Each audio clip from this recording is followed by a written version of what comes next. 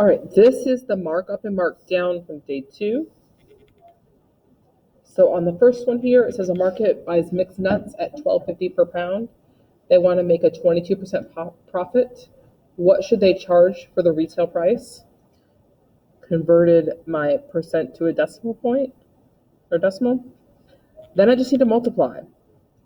That's going to give me the amount we're going to mark up. So 1250 times 0.22, and I got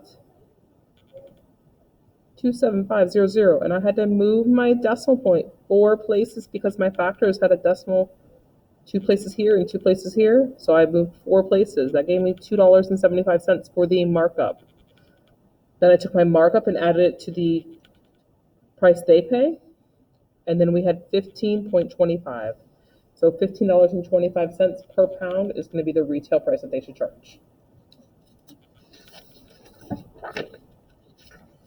Number 5, a store is going out of business. Everything is marked down 40%. So you need to pay attention to the markdowns and the markups. That'll tell you if you're subtracting or adding. How much do you pay now for an item that used to cost $150? So 40%, I moved my decimal point 2 places to the left. I have 0.4. So I multiplied 1.5 times 0.4. That told me we're marking it down 60%. Or $60, I'm sorry. 40% of $150 is $60. I need to subtract $60 from $150, and the sale price is $90. Number 6, a clerk is marking up merchandise 34%. The original price of an item is $455. What will be the retail price? So we need to find out what 34% of 455 is, which is what I did here, multiplied.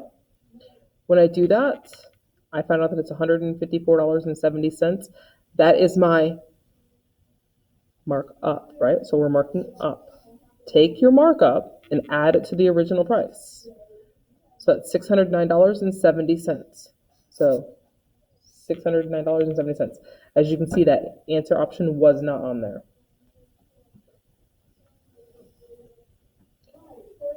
All right, number 7. A keyboard that costs $400 is marked down 10% for a sale. What is the reduced price of the keyboard? So first I need to find out what 10% of 400 is. And here's it multiplied out, but you may know that you can just move that decimal point 1 place. Either way, it's going to be $40. So you need to subtract. So we're marking it down. Subtract $40 from 400 and you get $360. So our reduced price of the keyboard is $360. Number 8, a retailer buys an item from a wholesaler for $25, but marks the item by 25% in order to make a profit. What is the price of the item that should be from the retailer? So we need to find out what 25% of $25 is. And that's what I did here. 25% of $25, we're multiplying. It's 6.25. So I need to mark up, so I'm going to add 6.25 to 25, and I get $31.25. Again, that is not here.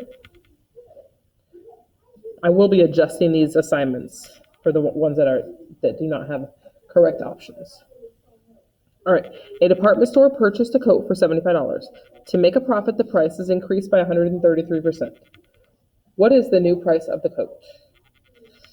So 133%, we move that decimal point 2 places to the left. That gives us 1.33.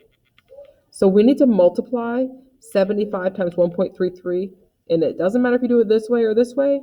This way here is a little easier because I'm just taking my 5 and multiplying it across.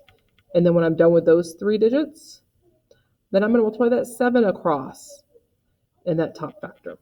All right? So this is the way I did it, and this is probably the way that you should do it to just help yourself out. Then I added it up, and I moved my decimal point 2 places because I had a factor that had 2 place values for after the decimal point.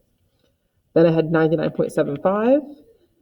We are marking up. We increased the price, so we're going to add $99.75 to $75, and that gives us $174.75. So the correct option is $174.75. Right, number 10.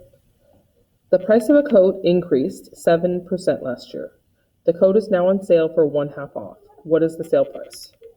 So this is 2 steps. You need to find out the 7% increase, and then you need to take half off. So I've worked this out. So far, I've been adding this after, but if we do 100%, which is the cost, and we add that 7%, that's 1, I've converted these to decimals, plus 0.07. So this is the original cost and the 7% combined. This is just going to make it so I can find the cost after 7% in one step. So 250 times 1.07. And when I multiply that across, I get $267.50. So that's just 7% is a small increase. So we see the coat cost, it increases just a little bit. All right, so $267.50 after the 7% increase. Then we need to find half off. So you can either multiply by 0.5 or divide by 2. Either way, that's going to give you half off. And when you do that, you're going to find it's 133.75. So $133.75 is the price of the coat after a 7% increase and taking half off.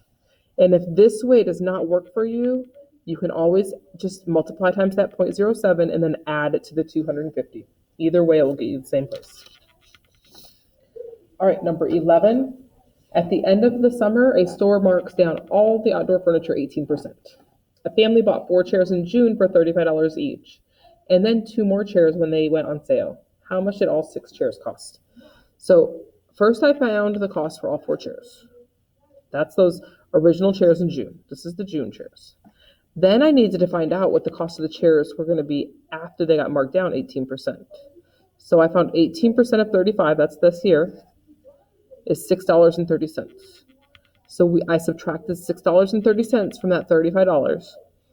And each chair after 18% off is going to cost $28.70. There's 2 of them, so I multiplied by 2, and I got $57.40. So those 2 more chairs on sale, that's $57.40 plus the $140 original. So $197.40. That is your answer there. If you're having any trouble still with these markups, markdowns, let me know. We'll keep working on them, but just let me know what you're struggling with, and I will work on creating videos or whatever I need for them.